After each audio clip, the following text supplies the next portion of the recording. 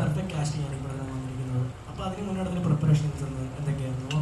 Especially നമ്മുടെ ഫർസാന, നമ്മുടെ സീനാൻ, പയ്യൻ, അങ്ങനെ എല്ലാവരുടെയും കാസ്റ്റിങ്. അപ്പോൾ ഈ ഇതിനൊരു പ്രിപ്പറേഷൻ ഉണ്ടായിരുന്നു? ഓരോന്നെടുത്ത് പറയുന്നത് കുറേ പറയാനുണ്ട്. പക്ഷേ എന്താ പറയണ്ടേ, കുറേ നമ്മൾ ഒരു 2-3 മാസക്കാലോളം ഒരുപാട് സ്കൂളുകളിലും കേരളത്തിലുടനീളം ഒരുപാട് സ്കൂളുകളിലും ഒരുപാട് ഈ ഫീമെയിൽ ഓഡീഷൻസ് ആയാലും 10,000-4,000 പേരെയൊക്കെ നമ്മൾ ഓഡീഷൻ ചെയ്തിട്ടുണ്ട്, നേരിട്ടും അല്ലാതെയൊക്കെ. ആദ്യമൊക്കെ ഒരു കുറച്ച് ഭയങ്കര ടെൻഷനായിരുന്നത്, കാരണം ഇതൊരു ചെറിയ പയ്യനാണ് നമ്മുടെ നായകൻ, ചിദംബരത്തിൻ്റെ 3ാമത്തെ പടം മഞ്ഞുമല വീട്ടിൽ. അപ്പം അതിൻ്റെ ഒരു പ്രഷറും ആങ്സൈറ്റി ഒക്കെ ഉണ്ടായിരുന്നു ശരിക്കും. ഇടയ്ക്ക് ഇത് പറ്റുമോ എന്നൊക്കെ ഒരു തോന്നലുണ്ടായിരുന്നു. പക്ഷേ എന്നാലും എനിക്ക് കുറച്ച് കഴിഞ്ഞപ്പോൾ ആ പ്രോസസ്സ് ഭയങ്കര എൻജോയ് ചെയ്യാൻ തുടങ്ങി. അങ്ങനെ പല ശ്രമങ്ങളുണ്ടായിരുന്നു. അങ്ങനെ ഒരുപാട് നാളുകൾക്ക് ശേഷമാണ് ആദിശേഷനാണ് നമുക്ക് ആദ്യം കിട്ടുന്നത്. ഈ പറഞ്ഞ പോലെ ഒരു ഷോർട്ട് ഫിലിമിൽ ഒരു ചെറിയ ഗ്ലിംസ് കണ്ടിട്ടാണ് പീക്കുവിനെ ഞാൻ വിളിക്കുന്നത്. നമ്മളെ പീക്കു എന്ന് വിളിക്കാറ്. അപ്പോൾ പീക്കുവിൻ്റെ കണ്ണാണ് നമുക്ക് പിന്നെ സ്ട്രൈക്ക് ചെയ്തത്. അതിലൂടെയാണ് നമ്മൾ ആദ്യം പിന്നെ അമ്മയിലേക്ക് പോയത്. അമ്മ നമ്മളിവിടെ കേരളത്തിലൊക്കെ ഓഡിഷൻസ് നടത്തിയ അവസാനം മുംബൈയിൽ നിന്നാണ് ഫർസാന. മുംബൈ മോഡലായിരുന്നു ഫർസാന, തൃശ്ശൂരേരിയാണ്. അത് കഴിഞ്ഞ് ഏറ്റവും അവസാനമാണ് എനിക്ക് സിനാനെ കിട്ടുന്നത്. അതിനിടയ്ക്ക് അമ്മൂമ്മ ഉണ്ടായിരുന്നു. അമ്മൂമ്മേനെ പക്ഷെ നമ്മൾ കണ്ടപ്പോൾ തന്നെ നമുക്ക് വേറെ ഡൗട്ടൊന്നും ഉണ്ടായിരുന്നില്ല. കാരണം എന്താ പറയണ്ടേ, ലോട്ട് ഓഫ് ഗട്ട്സ്, ആദ്യമായിട്ട് അഭിനയിക്കുന്നതാണെന്നുള്ളൊരു ഫീലൊന്നും അമ്മൂമ്മ നമുക്ക് തന്നില്ല. അടിപൊളിയായിട്ടാണ് ചെയ്തത്. അത് കഴിഞ്ഞിട്ട് ലാസ്റ്റാണ് എനിക്ക് സിനാന് കിട്ടുന്നത്. ഭയങ്കര രസമുള്ളൊരു പ്രോസസ്സായിരുന്നു.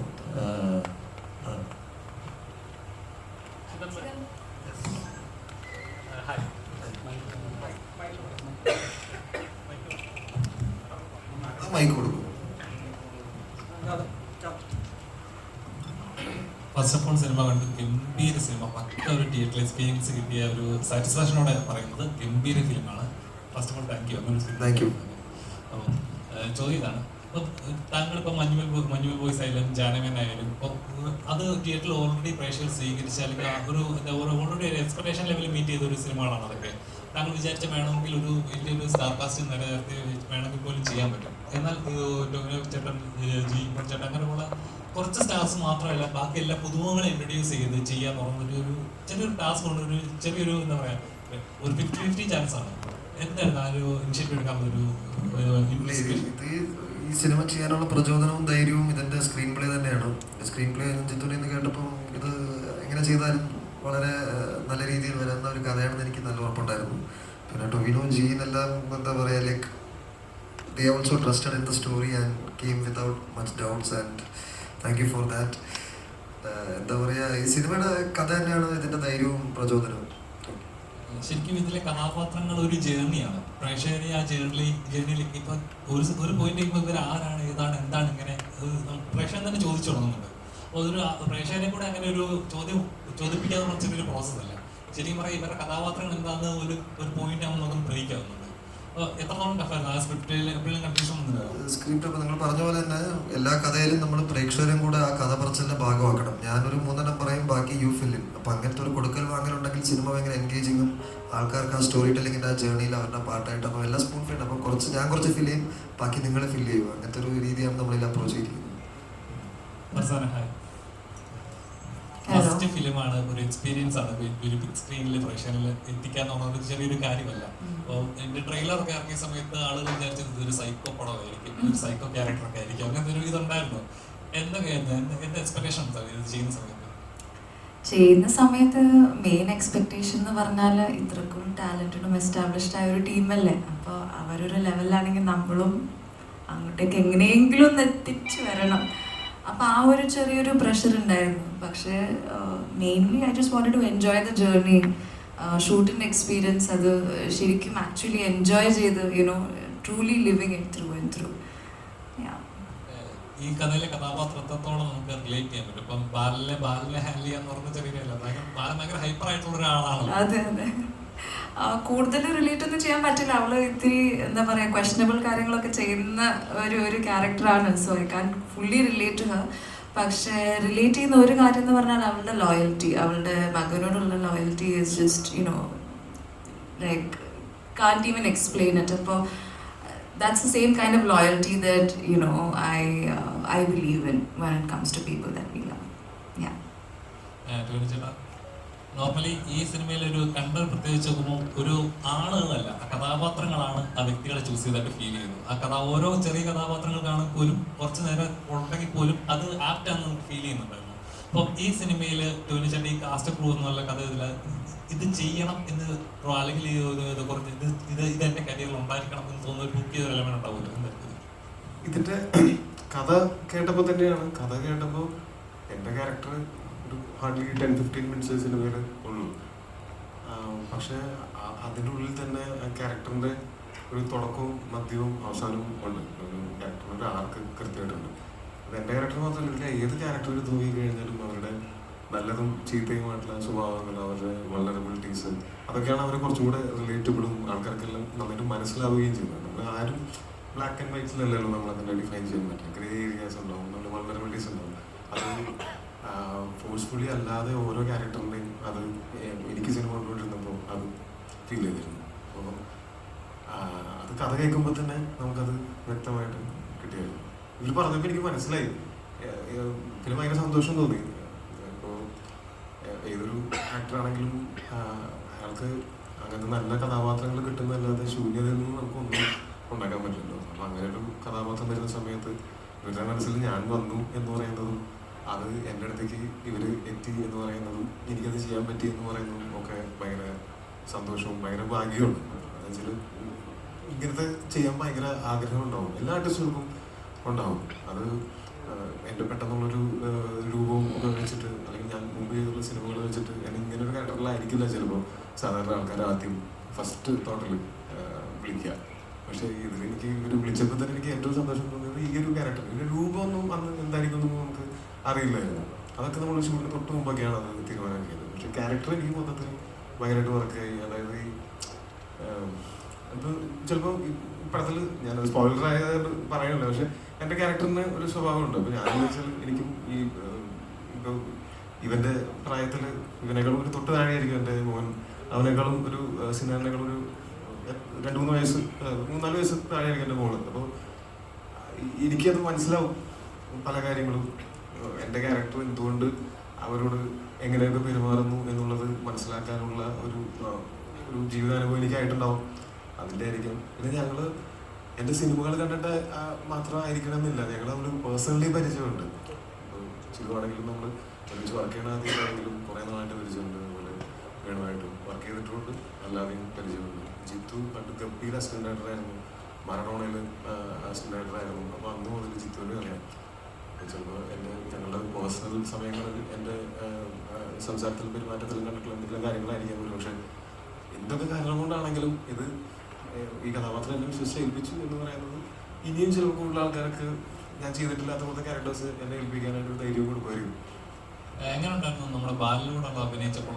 കാരണം നമുക്ക് ഇന്റർവ്യൂസ് ഒക്കെ കണ്ടിട്ടുണ്ട്, ഒറ്റ ഫസ്റ്റ് ടേക്കിലൊക്കെ റെഡിയാക്കിയ ഒരുപാട് ഷോട്ടുകളുണ്ടെന്ന് പറയാം. അപ്പൊ ഈ ഒരു ഏജില് ഇന്റർവ്യൂ വേണ്ട, ഞാൻ നേരിട്ട് കണ്ടല്ലേ. ഞാൻ വരുമ്പോഴത്തേക്കും ഇവൻ സീസൺഡ് ആയിട്ടുണ്ട്. ഞാൻ ഈ സിനിമയിൽ ജോയിൻ ചെയ്യുമ്പോഴത്തേക്കും ഇവൻ ഭയങ്കര പ്രൊഫഷണലായിട്ട് ഷോട്ടിന്റെ സമയത്തൊക്കെ റെഡി സർ എന്നൊക്കെ പറഞ്ഞിട്ട്, അത് പുലർച്ചയ്ക്കൊക്കെയാണ് നമ്മൾ നൈറ്റ് ഷൂട്ടുകളൊക്കെ ഞങ്ങളുണ്ടായിരുന്ന സീനുകൾ പറയുന്നത് നൈറ്റൊക്കെ ആയിരുന്നു. അപ്പോൾ 6 വയസ്സുള്ള കുട്ടിക്ക് രാത്രി ഉറക്കം കളയേണ്ട കാര്യമില്ല. നമ്മളെന്ന് വെച്ചാൽ ഇങ്ങനെ സിനിമ ഇങ്ങനെയാണ് അതാണ് ഇതാണെന്നൊക്കെ തിരിച്ചറിഞ്ഞ് എക്സ്പീരിയൻസും ഒക്കെ ആയിട്ടാണ് നമ്മൾ ഈ ഉറക്കം കളയുന്നത്. പക്ഷെ ഇവനെ സംബന്ധിച്ചിടത്തോളം ഇവൻ്റെ ഒരു ഈ പ്രായത്തിൽ തന്നെ ഇത്രയും വെളിവുണ്ടാവുക എന്ന് പറയുന്നത് തന്നെ ഭയങ്കര കാര്യമാണ്. അവൻ വളരെ പ്രൊഫഷണലായിട്ടാണ് അഭിനയിക്കേണ്ടതായിരുന്നു. അതുപോലെ ഞങ്ങൾക്ക് കുറേ സമയം ഞങ്ങൾക്ക് സ്പെൻഡ് ചെയ്യാനായിട്ട് കിട്ടിയായിരുന്നു. ബോട്ടിലും സ്കൂട്ടറിലും ഒക്കെ ആയിട്ട് ഞങ്ങൾ പോകുമ്പോൾ ഞങ്ങളിങ്ങനെ കുറേ കഥയൊക്കെ പറയും. ഒരു വീട്ടിലെ കഥയും പറയും, ഞാൻ എൻ്റെ വീട്ടിലെ കഥയും പറയും. അങ്ങനെ ഞങ്ങൾ കുറേ സമയം കിട്ടിയിരുന്നു. സിനാനായിട്ടാണെങ്കിലും സിനാൻ ഞങ്ങൾ അത് കഴിഞ്ഞിട്ട് സിനാൻ അപ്പോൾ ആ സമയത്ത് ഷൂട്ടിൻ്റെ സമയത്ത് ഞങ്ങളുടെ ഷൂട്ട് ഇറങ്ങുന്ന സമയം മുതൽ അവിടെ ഉണ്ട്. അത് കഴിഞ്ഞ് സിനാനിലേക്ക് വരുന്ന സമയത്ത് ഇവൻ ആ ക്യാരക്ടറിൻ്റെ ഇന്നസെൻസ് ആണ് പ്ലേ ചെയ്തിരുന്നതെങ്കിൽ സിനാൻ വരുന്ന സമയത്ത് സിനാൻ അതിൻ്റെ ഇൻറ്റൻസിറ്റി, ആ ബാലൻ്റെ ഇൻറ്റൻസിറ്റിയിലേക്ക് എത്തിക്കുന്നത് വളർന്നതിന് ശേഷമുള്ളത് അത് സിനിമയാണ്. അത് ആദ്യമായിട്ട് സിനിമയിൽ അഭിനയിക്കുന്ന ആൾക്കാരാണ്. അപ്പോൾ നമുക്ക് എല്ലാവർക്കും ഒരു ആദ്യത്തെ സിനിമ ഉണ്ടായിരുന്നല്ലോ. അപ്പോൾ അന്ന് നമുക്കുണ്ടായിരുന്ന മാനസികാവസ്ഥയും നമുക്കുണ്ടായിരുന്ന അറിവും എക്സ്പീരിയൻസും ഒക്കെ എന്തായിരുന്നു നമുക്ക് നല്ല ധാരണയുണ്ട്. ആ സ്ഥലത്ത് നിന്നുകൊണ്ട് ഇവർ ഇത്രയും നല്ല പെർഫോമൻസ് ക്യാരക്ടർ ഓഫ് ചെയ്ത് ഭയങ്കര അടിപൊളി. പിന്നെ ഇന്ന് സിനിമ കണ്ടപ്പോഴാണ് ബാക്കിയുള്ളവരുടെയൊക്കെ പെർഫോമൻസ് ഞാൻ കുറച്ചൊക്കെ കണ്ടിട്ടുണ്ടായിരുന്നു ഷൂട്ടിന്റെ സമയത്ത്. ഇത് ഈ ഫർസാനയും ആദ്യമായിട്ടാണ് അഭിനയിക്കുന്നത്, പക്ഷെ സിനിമ കണ്ടു കഴിഞ്ഞാൽ അങ്ങനെ തോന്നുന്നുണ്ട്. അതുപോലെ അമ്മൂമ്മയുടെ ആണെങ്കിലും വൻ പൊളി ക്യാരക്ടറായിരുന്നു. അത് ആ ക്യാരക്ടർ പറഞ്ഞപ്പോൾ തന്നെ ഞാൻ ചോദിച്ചത് ആരാണ് ഈ ക്യാരക്ടർ ചെയ്യുന്നത്, ആരാണ് ഈ ക്യാരക്ടർ ചെയ്യുന്നത് എന്ന് ചോദിച്ചിട്ട് അത് പക്ഷെ എനിക്ക് അത് കാണാനും പറ്റിയില്ല. ഞാൻ ഇപ്പോഴാണ് കാണുന്നത്. അന്ന് പറഞ്ഞിരുന്നു അമ്മൂമ്മ വന്നിട്ടുണ്ട്, പൊളിച്ചിട്ടുണ്ട്, അന്നേ പറഞ്ഞിട്ടുണ്ട്. അപ്പോൾ അത് തിയേറ്ററിൽ കാണാം എന്ന് പറഞ്ഞ് വെയിറ്റ് ചെയ്തിരിക്കുകയാണ്. പിന്നെ ജീനൊക്കെ ഞങ്ങൾക്ക് കുറേ നാളായിട്ട് അറിയുന്നത് ജീൻ്റെ മുമ്പത്തെ ഇപ്പോൾ മഞ്ഞുള്ളിയാണെങ്കിലും ഒക്കെ പെർഫോമൻസസ് ഒക്കെ ഭയങ്കര അടിപൊളി പെർഫോമൻസസ്. എനിക്ക് ഭയങ്കര ഇഷ്ടപ്പെട്ട പെർഫോമൻസ്. ഇതിലെ ക്യാരക്ടർ പവിത്ര എന്നുള്ള ക്യാരക്ടർ കേട്ടപ്പോൾ തന്നെ ധാരാ എന്നുള്ള കാര്യം നമുക്ക് കൊതി ഉണ്ടാവുമല്ലോ നല്ല ക്യാരക്ടേഴ്സ് കേൾക്കുന്ന സമയത്ത്. അപ്പോൾ അത് ജീനാണെന്ന് പറഞ്ഞപ്പോൾ എനിക്ക് കിട്ടി. ആ കഥ പറയുമ്പോൾ തന്നെ കിട്ടി. അത് ഞാൻ ഉണ്ടാവുന്നതിന് മുമ്പ് ഉണ്ടായിട്ടുണ്ട്. അതുപോലെ എല്ലാവരും ഗിരീഷ് ഷെട്ടി ആണെങ്കിലും എല്ലാവരും ഗണപതി വെറുതെ ഇരുത്തിക്കൊണ്ട് പറയണതല്ല, എല്ലാവരും പറഞ്ഞു. പക്ഷെ ശരിക്കും അത് അത്ര ഇമ്പോർട്ടൻ്റ് ആണ് ഒരു സിനിമയിൽ. ഞാൻ എൻ്റെ തന്നെ ഒരു എക്സാമ്പിൾ പറയാം. ഗണപതിയാണല്ലോ ഫസ്റ്റ് ഇങ്ങനെ ഇവർ ഒരുമിച്ചാണല്ലോ തീരുമാനിക്കുന്നത്. അങ്ങനെ ഒരു തോട്ട് വരിക എന്ന് പറഞ്ഞാൽ ഞാൻ മുമ്പ് ചെയ്തിട്ടുള്ള ക്യാരക്ടേഴ്സ് കൊണ്ടൊരു ക്യാരക്ടർ അല്ല ഇത്. അപ്പോൾ ഒരു ക്യാരക്ടർ ആര് ചെയ്യണം എന്ന് ഡിസൈഡ് ചെയ്യുന്ന ഒരു കാസ്റ്റിംഗ് ഡയറക്ടറിൻ്റെ ഇമ്പോർട്ടൻസ് ഒരു സിനിമയിൽ എത്രത്തോളം ഉണ്ടെന്നുള്ളത് ഭയങ്കര എക്സാമ്പിളായിരിക്കും ചിലപ്പോൾ ഈ സിനിമയിലെ ഓരോ കാസ്റ്റിംഗ്. ഇന്നലെ രാത്രി വിളിച്ചിട്ട് പടം കഴിഞ്ഞ് വിളിച്ചിട്ട് കുറേ കാര്യങ്ങൾ സംസാരിച്ചിരുന്നു. ഓരോ പടവും ഭയങ്കര ഇഷ്ടമായി, എൻ്റെ പെർഫോമൻസും ഭയങ്കര അവർ ഭയങ്കരമായിട്ട് ഇതുവരെ കണ്ടിട്ടില്ലാത്ത പോലെ അതൊക്കെ അവരും പറഞ്ഞു. ഭയങ്കര അടിപൊളിയാണ്, സന്തോഷമാണ്.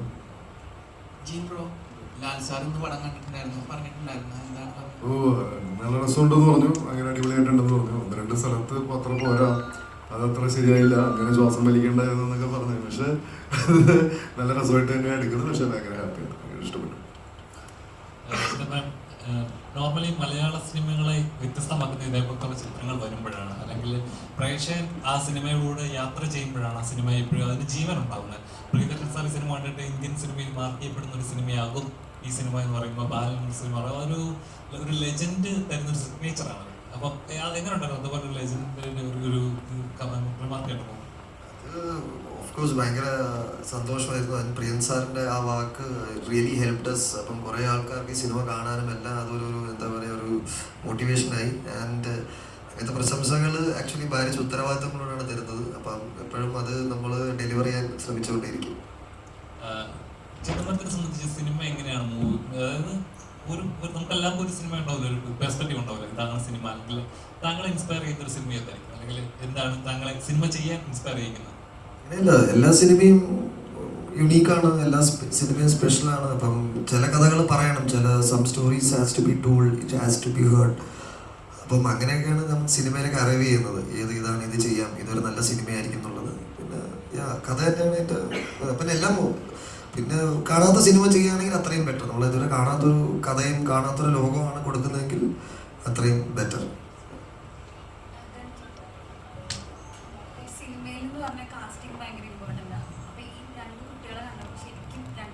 ഒരേപോലെ ഉണ്ട് തിയേറ്ററിൽ കാണുന്ന സമയത്ത്.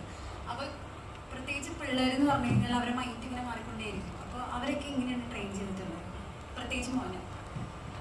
അവന് ആക്ച്വലി ചെറുതിന് ആദ്യം എനിക്ക് തോന്നിയത് അവൻ ഡയലോഗൊക്കെ ഭയങ്കര പെട്ടെന്ന് ക്യാച്ച് ചെയ്തിട്ട് പറയും. നമുക്കായാലും ചില സമയത്ത് ഞാനൊക്കെ അഭിനയിച്ച ചെറുപ്പത്തിൽ അഭിനയിക്കും, ഡയലോഗ്സ് പെട്ടെന്ന് മെമ്മറി ചെയ്ത് പറയാന്ന് പറഞ്ഞത് കുറച്ച് ബുദ്ധിമുട്ടുള്ള കാര്യമാണ്. അതൊക്കെ അവന് ഭയങ്കര ഈസി ആയിട്ട് കാര്യമാണ്.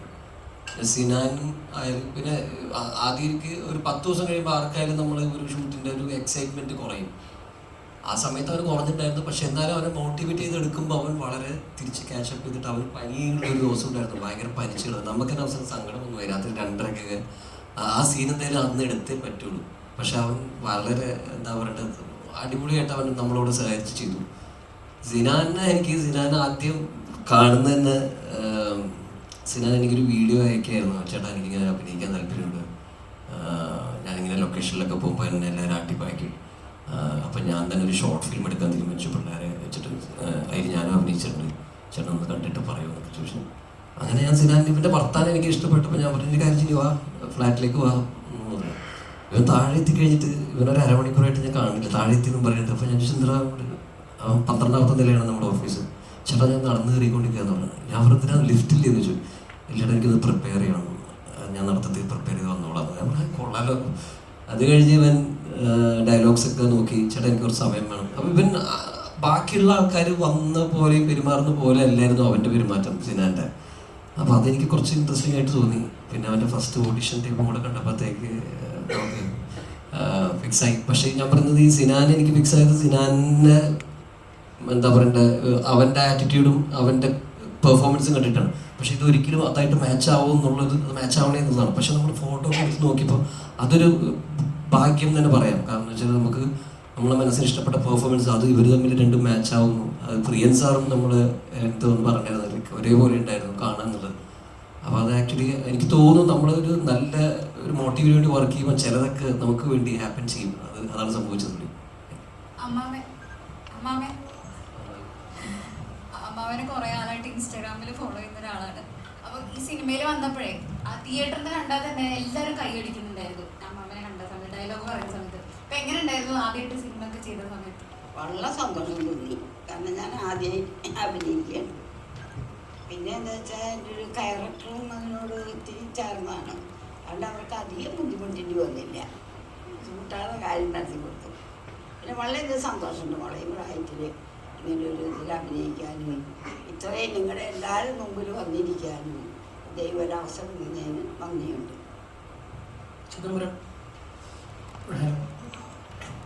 ഇപ്പം ഇതിൻ്റെ ക്യാരക്ടേഴ്സ് നോക്കുകയാണെങ്കിൽ ഇതിലാരും കംപ്ലീറ്റ്ലി നല്ലവരായിട്ടുള്ള ആൾക്കാരും ഇല്ല, കംപ്ലീറ്റ്ലി മോശമായിട്ടുള്ള ആൾക്കാരും ഇല്ല. എല്ലാവരും കറക്റ്റ് ഗ്രേഷേഡ് നിൽക്കുന്ന ആൾക്കാരാണ്. എല്ലാവരും സെൽഫിഷാണ്. എല്ലാവർക്കും അവരായിട്ടുള്ള എന്താ പേഴ്സ്പെക്റ്റീവിലുള്ള ശരികളുണ്ട്. അപ്പം ഈ ഒരു റൈറ്റിങ് അതിൻ്റെ ഒരു ഇൻസ്പിറേഷൻ എന്താണ്, അല്ലെങ്കിൽ അതിൻ്റെ ഒരു മോട്ടീവ് എന്താണ്? അതങ്ങനെയാണല്ലോ ജീവിതത്തിലും എല്ലാവരും. അപ്പം പിന്നെ നമ്മളെല്ലാവരും ഇങ്ങനെ ബ്ലാക്ക് ആൻഡ് വൈറ്റ് ആയിട്ട് നമുക്ക് കാണിക്കാനും പറ്റില്ല. അപ്പം മഞ്ഞുവൽ ബോയ്സിലായാലും അവരത്ര നല്ല ബോയ്സ് ഒന്നും അല്ല, കയ്യിൽ പറഞ്ഞോളൂ. അപ്പം എല്ലാത്തിനും ജാനിയമ്മലിൻ്റെ ജോയ്മോനായാലും സെൽഫിഷാണ്. അപ്പം അങ്ങനെ റിയൽ ലൈഫ് എഴുതുമ്പോൾ നമുക്ക് അങ്ങനെ ഗ്രേ സ്റ്റേറ്റിലെ ആൾക്കാരെ എഴുതാൻ പറ്റുമെന്നാണ് ഞാൻ വിശ്വസിക്കുന്നത്.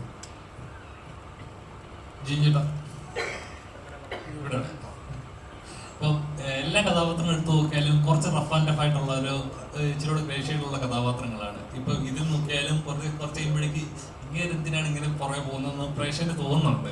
അപ്പം ശരിക്കും ഇങ്ങനത്തെ കഥാപാത്രങ്ങൾ കിട്ടുമ്പോൾ എപ്പോഴും തോന്നിയിട്ടുണ്ടോ ഇതൊന്നും മാറ്റി പിടിച്ച് വേറെ എനിക്ക് ഇച്ചിരി ലെവലിൽ പിടിച്ചുകൂടെ എന്ന് തോന്നിയിട്ടുണ്ടോ?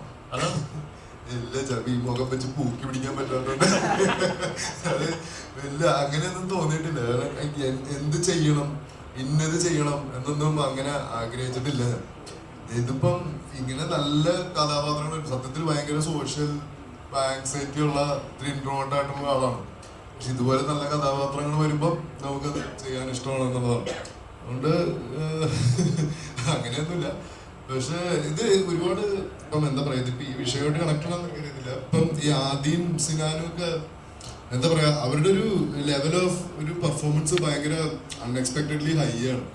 സത്യം പറഞ്ഞു കഴിഞ്ഞാൽ ഞാൻ അതിന്റെ കൂടെ അവരോട് ശരിക്കും നല്ല കമ്പീറ്റ് ചെയ്തിട്ടാണ് നിൽക്കേണ്ടി വരുന്നതെന്ന് പറഞ്ഞ ഒരു ഇതുണ്ട്. അപ്പൊ അതുകൊണ്ട് ഇത് തന്നെ ഞാൻ മാനേജ് ചെയ്യുവാണ്.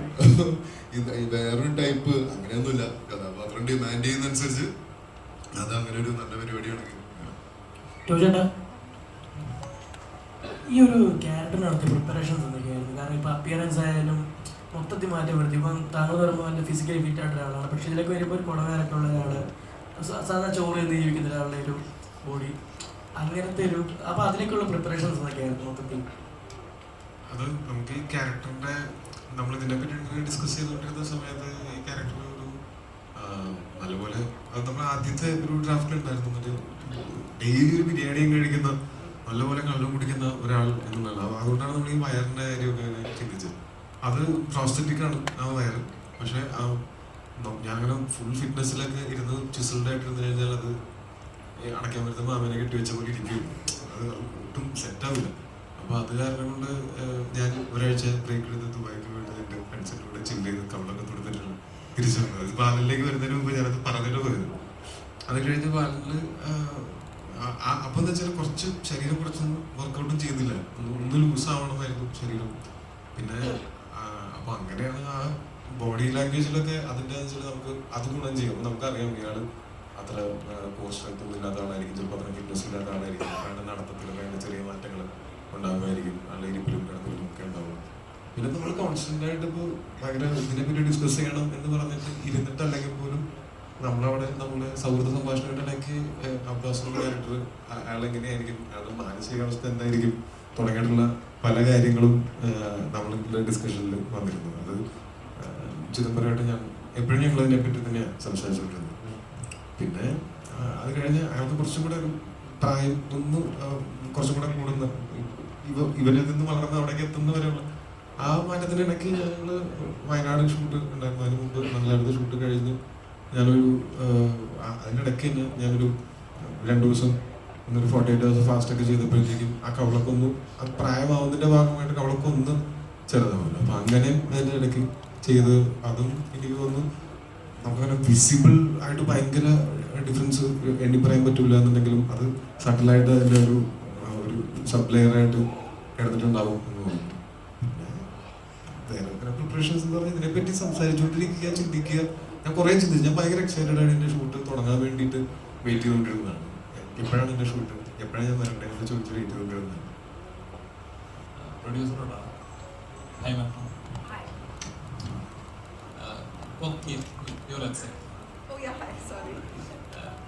മാം, ഇപ്പം മലയാളത്തിൽ ഒരുപാട് Can I request you to ask in English?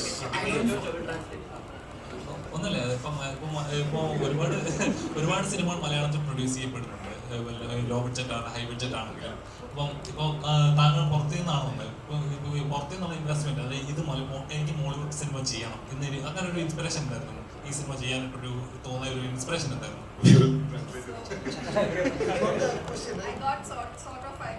What was your inspiration doing in the movie? So the inspiration, if you ask me, was Manjumal Boys. When we saw it, Chidambaram is someone we know personally. So he had a script, him and Jeetu together. So it was something we really passionately believed in it and wanted to go ahead with it. Both my husband Satish and myself. And we had the good fortune of having Venkat sir from KVN along with us. So yes, that's how we all came together. എനിക്ക് ചോദിക്കാനുള്ള ടോയ്ച്ചേട്ടനായിട്ടാണ്. Normally നമ്മൾ fitness ഒക്കെ maintain ചെയ്യുന്ന ആൾക്കാർ ഒരുപാട് stubborn ആയിരിക്കും, mentally ഒരുപാട് strength ഉള്ള ആൾക്കാരായിരിക്കും എന്ന് പറയാറുണ്ട്. അപ്പോൾ ഒരു സൈക്കോ ക്യാരക്ടർ ചെയ്യുന്ന അല്ല ലോലന്മാരാണ്, പക്ഷെ ബിരിയാണിയൊക്കെ കാണുമ്പോൾ കഴിക്കാതിരിക്കാനൊക്കെ വലിയൊരു മെന്റൽ സ്ട്രെങ്ത് വേണ്ട. അപ്പൊ സൈക്കോകൾ അധികവും ഇതുപോലെ മെന്റൽ സ്ട്രെങ്ത് ഉള്ള ആൾക്കാരായിരിക്കും. എനിക്ക് പക്ഷെ ബിരിയാണി കണ്ടാൽ കൺട്രോൾ ചെയ്യാൻ പറ്റാറില്ല, അതുകൊണ്ട് ഞാൻ സൈക്കോ ആവാനുള്ള സാധ്യത വളരെ കുറവാണ്. അപ്പൊ ഒരു സൈക്കോ ക്യാരക്ടേഴ്സ് എന്ന് പറയുമ്പോൾ നമ്മുടെയൊക്കെ മൈൻഡിൽ മെന്റൽ സ്ട്രെങ്ത് ഉള്ള സൈലന്റ് ആയിട്ടുള്ള ആൾക്കാരായിരിക്കും. അല്ല, മെന്റൽ സ്ട്രെങ്ത് ഉള്ളവരാണോ സൈക്കോളായിട്ട്? അതെ, ലോലന്മാർ അധികം നമ്മൾ സൈക്കോകളായിട്ട് കാണാറില്ലല്ലോ. കൂടുതൽ കുറേയൊക്കെ ഉണ്ട്. അധികം എല്ലാവരും ഭയങ്കര സൈലന്റ് ആയിട്ട് വെൽ പ്ലാൻഡ് ആയിട്ടുള്ള ആൾക്കാരായിരിക്കും. അപ്പൊ എനിക്ക് ടോവിച്ചേട്ടനെ എന്ന ഒരു സൈക്കോ ക്യാരക്ടറിൽ കാണാൻ പറ്റും, ഒരു പെർഫെക്റ്റ് സൈക്കോ. ഓക്കെ, വഴിയുണ്ടാക്കാം. ഞാൻ എന്റെ ശരിക്കുള്ള സൈക്കോത്തിന് പുറത്ത് കളിക്കാതെ അഭിനയിച്ച് ജീവിച്ചുകൊണ്ടിരിക്കുകയാണ്. അങ്ങനെ തന്നെ പോട്ടെ, വരും നല്ല ഇപ്പൊ ക്യാരക്ടേഴ്സ് വരണ്ടേ. അതായത് ഇപ്പൊ എൻ്റെ അടുത്ത് ഏതെങ്കിലും ഒരു ക്യാരക്ടർ പറയുമ്പോൾ ഞാൻ ഇതിൽ സൈക്കോ ആയിട്ട് അഭിനയിക്കട്ടെ, എനിക്ക് അങ്ങോട്ട് ചോദിക്കാൻ പറ്റില്ല. പിന്നെ അങ്ങനെ സൈക്കോ എന്ന് പറയുമ്പോൾ നമ്മളുടെ മനസ്സിലുള്ളൊരു ടിപ്പിക്കൽ സൈക്കോ എന്ന് പറഞ്ഞാൽ ഇങ്ങനെ ആയിരിക്കുന്നതുകൊണ്ട് നമ്മൾ കുറേ കാര്യങ്ങൾ ചിന്തിക്കണില്ലേ. അത് അങ്ങനെയല്ല ശരിക്കും പറഞ്ഞാൽ. ശരിക്കും ശ്രദ്ധിച്ചു കഴിഞ്ഞാൽ ഒരു സൈക്കോനെ നമുക്ക് സൈക്കോ ആണെന്ന് മനസ്സിലാവില്ല. അല്ലെങ്കിൽ നമുക്ക് നേരെ കിടന്നിട്ട് സൈക്കോ പിടിച്ചോ, ഈ സൈക്കോ എല്ലാത്തിനും പിടിച്ചാൽ പോലെ. അപ്പം ചിദംബരം ബെസ്റ്റ് മൂവി എടുക്കുന്ന ടൈമില് എനിക്കൊരു സൈക്കോ ക്യാരക്ടർ തരും. സൈക്കോ ക്യാരക്ടർ കൊടുക്കാനല്ല, നമുക്കൊരു ടിപ്പിക്കലി ഇപ്പം എന്നെ പോലുള്ള ആൾക്കാരൊക്കെ സൈക്കോ എന്ന് പറയുമ്പോൾ ഇതുപോലെ ആണ് നമ്മൾ വിചാരിച്ചു വെച്ചേക്കുന്നത്. പണ്ട് നമ്മൾ വില്ലന്മാരെന്ന് പറയുമ്പോൾ ഒരു ടൈപ്പ് ഓഫ് ക്യാരക്ടർ നമ്മുടെ മൈൻഡിലുണ്ടായിരുന്നു. ഈവൻ ഈ ആക്ട്രസ് എന്ന് പറയുന്ന സമയത്ത് ഒരു ഗ്രേ ഷെയ്ഡ് ഒന്നും കാണിക്കാതെ പെർഫെക്റ്റ് ഒരു കുലസ്ത്രീ കാറ്റഗറിയിൽ ഇപ്പൊ കംപ്ലീറ്റ്ലി മാറിയിരിക്കുകയാണ് അല്ലേ. അപ്പൊ നമുക്കൊരു ഡിഫറെന്റ് ഷെയ്ഡ് ഓഫ് ഈ പറയുന്ന ക്രൈം ത്രില്ലേഴ്സ് ഒക്കെ പ്രതീക്ഷിക്കാൻ പറ്റും. തീർച്ചയായും എന്താ പറയാ, ഉറപ്പായിട്ടും അങ്ങനെ പല ടൈപ്പ് സാധനങ്ങൾ ചെയ്യണം. പിന്നെ സൈക്കോ എന്ന് പറഞ്ഞാൽ ഭയങ്കര ഒരു ബ്രോഡ് ആയിട്ടുള്ള ഒരു ഡിസ്ക്രിപ്ഷൻ ആണെന്ന് തോന്നുന്നു. അപ്പം എന്താണ് സൈക്കോ എന്ന് പറഞ്ഞാൽ ഭയങ്കര സബ്ജക്റ്റീവ് ആയിരിക്കാം. സോ അങ്ങനത്തെ ക്യാരക്ടേഴ്സ് ഉണ്ടെങ്കിലാണ് എന്താ പറയാ, ഇപ്പം ജീൻ്റെ ക്യാരക്ടർ ഒരാളെ ഇത്രയും കാലം തടവിൽ വെക്കേണ്ടത് ഒരു നോർമൽ ആയിട്ട് ഒരാൾ ചെയ്യുന്നതല്ലല്ലോ. അപ്പം അങ്ങനെ എന്താ പറയുക, എല്ലാവരുടെയും ഉള്ളിൽ ഒരു പല ടൈപ്പുള്ള ഒരു ബിഹേവിയർ പാറ്റേൺസ് ഉണ്ട്. അത് ബ്രോഡായിട്ട് സൈക്കോ എന്ന് വിളിക്കാമെങ്കിൽ വിളിക്കാം. നമ്മുടെ കോമൺ മാൻസിന്റെ ഇടയിലുള്ള സൈക്കോനെ പുറത്തു കൊണ്ടുവരണം. അല്ല simple. Costume design. Hi ma'am.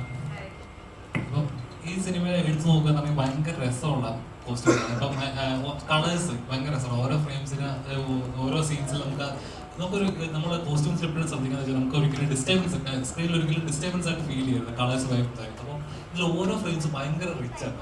അതിനൊക്കെ ഒരുപാട് സീനുകൾ കാണുമ്പോൾ നമുക്കത് ആ ക്യാരക്ടറിൽ നിന്ന് ആ കഥാപാത്രമായിട്ട് അക്സെപ്റ്റ് ചെയ്യണമെങ്കിൽ ആ കോസ്റ്റ്യൂംസ് ടഫാണ്. എത്രത്തോളം ടഫായിരുന്നു ഈ കഥാപാത്രത്തിൽ നിന്ന് ചെയ്യാനായിട്ട്?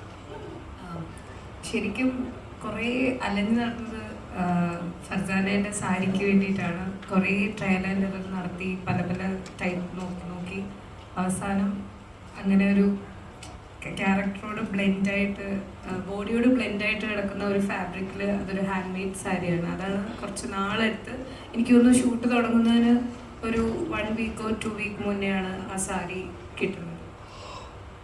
പിന്നെ ടോവിയുടെ ക്യാരക്ടർ ഇറ്റ്സ് വെരി രണ്ട് സമയം കാണിക്കുന്നുണ്ട്. അതിനെനിക്ക് തോന്നുന്നു സെക്കൻഡ് ഇതാണ് കുറച്ചും കൂടി ഡീറ്റെയിലിംഗ് ചെയ്യാൻ പറ്റിയിട്ട് ഉണ്ടായിരുന്നു. ചിദംബരം ഗ്രൂപ്പ് ഇതിൻ്റെ പേര് ഇപ്പം നോക്കുകയാണെങ്കിൽ ബാലൻ, ഇത് മലയാളത്തിലെ ആദ്യത്തെ സിനിമയുടെ പേരും ബാലനാണെന്നായിരുന്നു. ഇപ്പോൾ റീസെൻ്റ്ലി ഇപ്പം നമ്മുടെ ലാലേട്ടൻ്റെ ഒടിയൻ്റെ പേരും ഇപ്പം രാജോട്ടൻ്റെ സിനിമയുടെ ഒടിയൻ്റെ പേരും സിമിലാരിറ്റി വന്നു. അപ്പോൾ അതിൻ്റെ റൈറ്റ്സ് അവരിങ്ങനെ കൊടുത്തിട്ടുണ്ടെന്ന് പറഞ്ഞിട്ടുണ്ടായിരുന്നു. അപ്പോൾ ഇതിനകത്ത് ഈ പേരിടുമ്പോൾ എന്തെങ്കിലും ഡിഫിക്കൽട്ടീസും കാര്യങ്ങളും ഉണ്ടായിട്ടുണ്ടായിരുന്നു? അങ്ങനെ എന്തെങ്കിലും പ്രശ്നങ്ങളും? ഫസ്റ്റ് ഓഫ് ഓൾ പേരിന് റോയൽറ്റി ഇല്ല. പക്ഷെ നമ്മൾ എല്ലാം ഇതിൻ്റെ ബാലൻ പ്രൊഡ്യൂസ് ചെയ്ത പ്രൊഡക്ഷൻ കമ്പനി നമ്മൾ ട്രാക്ക് ചെയ്ത് അവരുടെ ഫാമിലി ഓസ്ട്രേലിയയിലാണ്.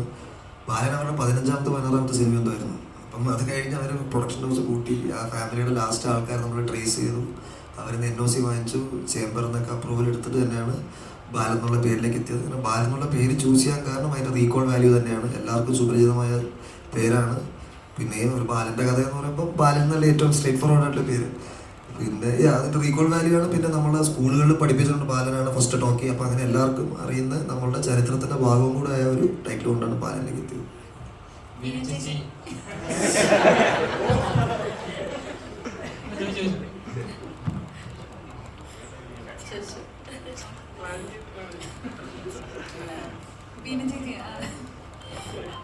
കുറേ നാളിന് ശേഷം നല്ലൊരു ക്യാരക്ടർ ചെയ്യാൻ പറ്റുമല്ലോ. കുറേ സീരിയലൊക്കെ ചെയ്തിട്ടുണ്ടായിരുന്നു. പഴയ ബീന ചേച്ചിനെ തിരിച്ചു കിട്ടിയെന്ന് തോന്നിയ സിനിമ കണ്ടപ്പോൾ അപ്പോൾ എങ്ങനെ ഉണ്ടായിരുന്നു സിനിമ? അതെ, സത്യം ഞാൻ കുറേ ഈ പറഞ്ഞ പോലെ കുറേ വർഷം ഈ സീരിയലിൽ തന്നെ ഇങ്ങനെ നിൽക്കുകയായിരുന്നു. ഒരു വർഷം അപ്പോൾ മഞ്ഞുമൽ ബോയ്സ് ഇറങ്ങിയപ്പോൾ എനിക്ക് ഭയങ്കര ഒരു സങ്കടമായിരുന്നു. കാരണം ഒന്ന് ഞാൻ മഞ്ഞുമൽക്കാരിയാണ്, അവിടുത്തെ ഒരു ആക്ട്രസ്സാണ്. ഞാൻ എന്നെ കൺസിഡർ ചെയ്തില്ല. അത് പോട്ടെ, ഈ ചിദംബരവും ഗണപതിയും രണ്ടുപേരും എൻ്റെ മക്കളായിട്ട് സീരിയലിൽ അഭിനയിച്ചിട്ടുണ്ട്. ചിദംബരം വന്നിട്ട് ആലിപ്പഴത്തിൽ എൻ്റെ മകനായിരുന്നു. എത്രയോ വർഷം എൻ്റെ മോനായിട്ട് അഭിനയിച്ച ആളാണത്. അത് കഴിഞ്ഞ് ഗണപതി ആണെങ്കിൽ കുഞ്ഞാലി മരക്കാരൻ്റെ കുഞ്ഞനായിരുന്നു. ഭയങ്കര നല്ല പെർഫോമൻസ് ഒക്കെ ഉമ്മയും മോനുമായിട്ട് ഞങ്ങൾ ചെയ്തിട്ടുള്ളത്. അപ്പം ഇവർ രണ്ടുപേരും എന്നെ കൺസിഡർ ചെയ്തല്ലോ എന്നുള്ള സങ്കടം. ഞാൻ ഒരു ദിവസം വെറുതെ ചിദംബരത്തിൻ്റെ ഒരു മെസ്സേജ് ഇൻസ്റ്റയിൽ ഇട്ട് കൊടുത്തു, എന്നാലും അമ്മയായി എന്നെ കൺസിഡർ ചെയ്തല്ലോ. പക്ഷെ അതാവും മൈൻഡൊന്നും ചെയ്തില്ല കേട്ടോ. പക്ഷേ ഗണപതി ഇവർ നോക്കിയിട്ടുണ്ടായിരുന്നു. ഗണപതി പക്ഷെ എപ്പോഴോ ഇവരൊരു യാത്രയിൽ ഗണപതിയുടെ ഫ്രണ്ട്സൊക്കെ പോകുമ്പോൾ ഇങ്ങനെ ഈ ഷംനത്തയുടെ ക്യാരക്ടറിൻ്റെ ഡിസ്കഷൻ നടക്കായിരുന്നു തോന്നുന്നു. അപ്പോഴെങ്ങാണ്ടുമാണ് ആരോ ഗണപതി എടുത്ത് പറഞ്ഞു തോന്നുന്നു, ഇങ്ങനെ എൻ്റെ പേര് ഒരു മെസ്സേജ് കാണുമെന്ന് പറഞ്ഞു. അങ്ങനെ പേര് ചേച്ചി ഇതിൽ വിളിച്ചാലോ എന്ന് ഓർത്ത് അങ്ങനെ അവൻ എന്നെ വിളിക്കുന്നത്. ഞാൻ ഭയങ്കര ഞെട്ടിപ്പോയി. കാരണം ഞാനിങ്ങനെ ആക്ച്വലി കാത്തിരിക്കുകയായിരുന്നു കുറേ വർഷങ്ങളായിട്ട്. സിനിമയിൽ ഒരു റീ എൻട്രി വേണമെന്ന് ഭയങ്കര ആഗ്രഹിച്ചിരിക്കുകയായിരുന്നു. അപ്പോഴാണ് ഇവനിങ്ങനെ വിളിച്ചിട്ട് കഥാപാത്രമൊന്നും പറഞ്ഞില്ല, ചേച്ചി ഒരു ക്യാരക്ടർ ഉണ്ട്, ചെയ്യുന്നുണ്ടോ? ഞാൻ പറഞ്ഞു ഒയ്യോ ചെയ്യുന്നുണ്ടോ 100%. അപ്പം അങ്ങനെ എനിക്ക് ഭാഗ്യത്തിൽ അങ്ങനെ ഗണപതിയിൽ വഴി കിട്ടിയതാണ് ഈ ക്യാരക്ടർ.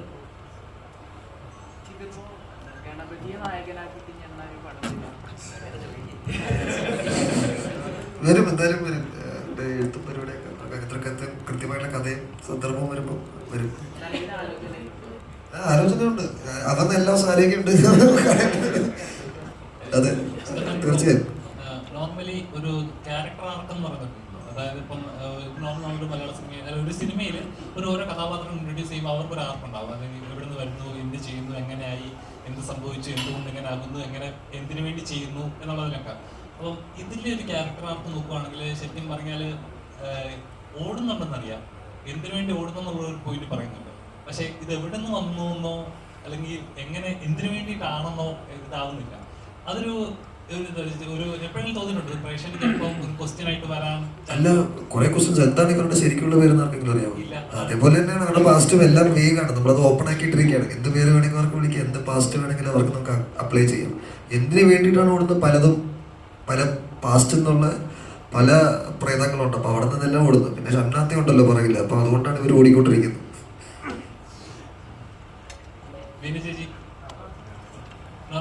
എപ്പോഴും നമ്മൾ കേൾക്കുന്ന ഒരു കംപ്ലൈന്റുകളാണ്, ഇപ്പൊ മിനി സ്ക്രീനിൽ വർക്ക് ചെയ്യുന്നവര് ബിഗ് സ്ക്രീനിലേക്ക് വരും, പലപ്പോഴും ആരും ചാൻസ് കൊടുക്കാറില്ല മോനെ, ആദ്യമായിട്ടാണ് കിട്ടിയത്. പൊതുവെ പറയുന്ന സീരിയലിൽ അഭിനയിച്ച പിന്നെ അവരെ കൊള്ളില്ല അഭിനയിക്കാൻ, ഭയങ്കര ഓവർ ആക്ടിങ് ആണ്, പിന്നെന്താണ് അവർക്ക് അഭിനയിക്കാൻ അറിയില്ല എന്നൊക്കെ പറഞ്ഞാൽ എപ്പോഴും തഴയപ്പെടുന്നതാണ്. ഗണപതി എന്തോ അങ്ങനെ ഒരു ഇതെടുത്ത് റിസ്ക് എടുത്ത് അങ്ങനെ ഏതൊരു അഭിനേതാവിനോട് ചോദിച്ചാലും പറയുന്ന ഒരു ഉത്തരമായിരിക്കും, എനിക്കൊരു ഇന്ന കഥാപാത്രം ചെയ്യണം, ഇന്ന പോലെ ഒരു വലിയ സ്ക്രീനിൽ എന്നെ ഇതേപോലെ പ്രേക്ഷകർ തിരിച്ചറിയണം എന്നുള്ളത്. അപ്പം അതിനുവേണ്ടി ഈ സീരിയൽ മിനി സ്ക്രീനിലുള്ള പല ഇന്റർവ്യൂസിൽ അവർ പറഞ്ഞിട്ടുണ്ട്, ഞങ്ങൾ അതിന് എഫേർട്ട് ഇടുന്നുണ്ട്, പക്ഷെ പലപ്പോഴും റെക്കഗ്നൈസ് ചെയ്യപ്പെടുന്നില്ല. എപ്പോഴേലും ചേച്ചി ഇത്രയും വർഷമായി ഈ ഫീൽഡ് വർക്ക് ചെയ്യുന്നത്, എപ്പോഴേലും അങ്ങനെ ഒരു ഫീലിംഗ് കിട്ടിയിട്ടുണ്ടോ? അല്ല, 35 years ആയി ഞാൻ ഈ പറഞ്ഞ പോലെ. പണ്ട് ചെയ്തിട്ടുണ്ട്, ഒരു 25ഓളം 30ഓളം ഫിലിംസ് ഞാൻ ചെയ്തിട്ടുണ്ട്. യോദ്ധ പോലെയുള്ളൊക്കെ നല്ല നല്ല ഒരുപാട് ഹിറ്റ് പടങ്ങളുടെയൊക്കെ ഭാഗമാക്കാൻ സാധിച്ചിട്ടുണ്ട്. പക്ഷെ അതെല്ലാം എന്നിലുള്ളൊരു ഒരു അഭിനേത്രിക്ക് ഒരു അന്നൊന്നും സത്യം പറഞ്ഞാൽ അത്ര നല്ല അഭിനയം എന്നും അറിയില്ല, അല്ല അന്ന് അത്രയും കൂടെ അറിയില്ലാത്ത ഒരു ചെറുപ്രായമാണല്ലോ. ഇപ്പോഴൊക്കെ ഇത്രയും നാൾ സീരിയലിലൊക്കെ ചെയ്തുള്ള ഒരു എക്സ്പീരിയൻസിന്റെ പുറത്ത് ഒരു കഥാപാത്രം ഇവരൊക്കെ പറയുമ്പോൾ അത് ഉൾക്കൊള്ളാനും ചെയ്യാനൊക്കെ ഇപ്പൊ ഒരു ചെറിയ കോൺഫിഡൻസ് ഒക്കെ ഉണ്ട്. അന്നൊക്കെ അത്ര അറിയില്ലല്ലോ, പേടിച്ചൊക്കെ നമ്മളിങ്ങനെ നിൽക്കുന്ന ഒരു പ്രായം. അപ്പൊ എനിക്ക് ശരിക്കും പണ്ടത്തൊക്കെ ഇപ്പൊ എത്ര സീരിയലിൽ എനിക്ക് എത്ര അവാർഡ് കിട്ടിയെന്ന് പറഞ്ഞിട്ടൊന്നും കാര്യം, 3 സ്റ്റേറ്റ് അവാർഡ് കിട്ടിയിട്ടുണ്ട്. പക്ഷെ ഇതൊന്നും നാളത്തെ ഒരു തലമുറ നോക്കുമ്പോൾ ബീനാന്റണി എന്ന് പറഞ്ഞ അവിടെ രേഖപ്പെടുത്താൻ ഒന്നും ഉണ്ടാവില്ല, ഒരു കഥാപാത്രം പോലും. അപ്പൊ അങ്ങനെ കുറച്ച് കഥ എത്ര തലമുറ കഴിഞ്ഞാലും എന്നിലുള്ള ഒരു അഭിനേത്രിയുടെ എന്തെങ്കിലും കുറച്ചെങ്കിലൊക്കെ ഒരു ഇതിൽ രേഖപ്പെടുത്തണമെന്ന് ഭയങ്കര ആഗ്രഹമായിരുന്നു. അതിന് ദൈവം സഹായിച്ചു എന്ന് മാത്രമേ ഞാനിപ്പോൾ പറയുന്നുള്ളൂ.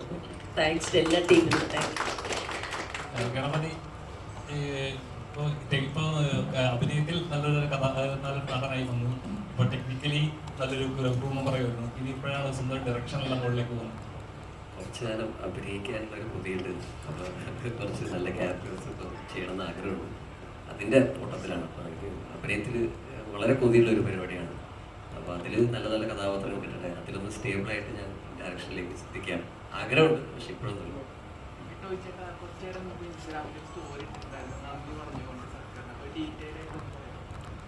അതൊരു ഡീറ്റെയിൽ ആയിട്ട് സ്റ്റോറി ഇട്ടുണ്ടായിരുന്നു. അല്ല, അത് സിനിമനെ ഒരു വ്യവസായമായിട്ട് അംഗീകരിക്കും. ഇപ്പോഴത്തെ ബജറ്റിൽ അങ്ങനെ ഒരു ഫിലിം സിറ്റി ശ്രീ JC ഡാനിയലിൻ്റെ പേരിൽ ഒരു ഫിലിം സിറ്റി വാങ്ങാൻ പോകുന്നു എന്നൊക്കെ പറയുന്നത് ഒരു ഈ സിനിമയിൽ ഉള്ള നമ്മളെല്ലാവരും സിനിമ ഇതുകൊണ്ട് ജീവിക്കുന്ന ആൾക്കാരാണ്. ഞങ്ങൾ മാത്രമല്ല, ഇതിൻ്റെ ഫ്രണ്ടിൽ ക്യാമറയ്ക്ക് മുന്നിൽ വരുന്നവർ മാത്രമല്ല, എൻ്റെ പിറകിലുള്ള ഒരുപാട് പേരുണ്ട്, പല ഡിപ്പാർട്ട്മെൻറ്റുകളിലായിട്ട് ജോലി ചെയ്യുന്നത്. അപ്പോൾ അവർക്ക് എല്ലാവർക്കും ഒരു ഭയങ്കര സന്തോഷമുള്ളൊരു വാർത്തയാണ്, അതൊരു പരിഗണനയാണ്. ഇത്രയും പോപ്പുലറായിട്ടുള്ള ഒരു മാധ്യമത്തിന് ഇപ്പോൾ ഇങ്ങനെ ഒരു വ്യവസായമായിട്ട് അംഗീകരിച്ച് അതിനെ കുറിച്ചും കൂടെ സപ്പോർട്ട് ചെയ്യുന്ന ഒരു തീരുമാനം വരുന്നത് അത് തീർച്ചയായിട്ടും വളരെ സന്തോഷമുള്ളൊരു കാര്യമാണ്, അഭിനന്ദനാർഹമാണ്. അത് വലിയ മാറ്റങ്ങൾ സിനിമയിൽ, മലയാള സിനിമയിൽ ഉണ്ടാവട്ടെ എന്ന് ആഗ്രഹിക്കുന്നു.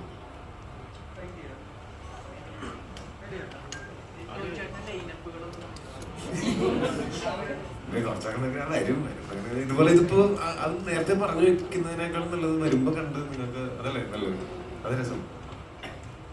നമ്മുടെ ബാലനൊന്നും പറഞ്ഞില്ല. ഹലോ ഹലോ, അത് ഇവിടെ എങ്ങനെ ഉണ്ടായിരുന്നു നമ്മുടെ ഇവരൊക്കെ എങ്ങനെ ഉണ്ടായിരുന്നു? ജോലികളൊക്കെ എങ്ങനെ ഉണ്ടായിരുന്നു നമ്മുടെ സെറ്റിലൊക്കെ? എങ്ങനെ ഉണ്ടായിരുന്നു? കഥയൊക്കെ ഇഷ്ടപ്പെട്ടായിരുന്നു? എങ്ങനെയാണ് ചെയ്യുന്ന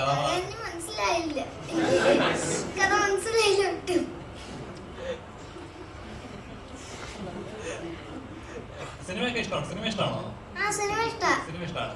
ഇനി അഭിനയിക്കാൻ ഞങ്ങളോട് ഉണ്ടാകത്തില്ലേ? ഒരുപാട് പടങ്ങൾ ചെയ്യാൻ ഞങ്ങളോട് ഉണ്ടാകത്തില്ലേ? പിന്നെ എന്താ, നമുക്ക് കാണാൻ. അപ്പൊ എന്തായാലും ബാലൻ തിയേറ്ററിൽ ഇറങ്ങി സൂപ്പർ ഹിറ്റ് ആയിട്ട് ഓട്ടെ, വലിയൊരു വിജയമായി, മലയാളത്തിന്റെ ഒരു വിജയമായി മാറാൻ ഞങ്ങൾ ആശംസിക്കുകയാണ്.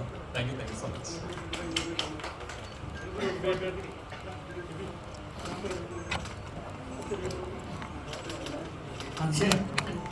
ഇവിടെ അതിശേഷം നായകനാവണ്ടേ? അതെ നായകനാണ് ചോദിച്ചേ, ശ്രീചേട്ടനോട് ചോദിച്ചേ. ടോവിയങ്കിൾ നായകനാകണ്ടേ ഇനിയും? ശ്രീചേട്ടനോട് ചോദിക്കുന്ന ഇനി അടുത്തേരം നായകനാക്കുന്നില്ലെങ്കിൽ തരാം. അല്ലെങ്കിൽ ടോവിയങ്ങളെ കണ്ടിട്ട് തന്നെയാണ് ഞാൻ ഇതിൽ വന്നത് തന്നെ. ചേട്ടന്റെ കുട്ടി ഫാൻസുകളാണ്. കണ്ടപ്പോ തന്നെ കിളി പോയിരിക്കുവാണ്.